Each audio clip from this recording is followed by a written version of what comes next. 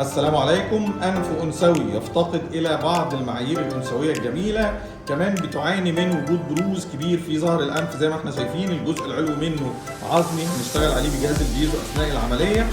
كمان عظام الأنف من أعلى عريضة.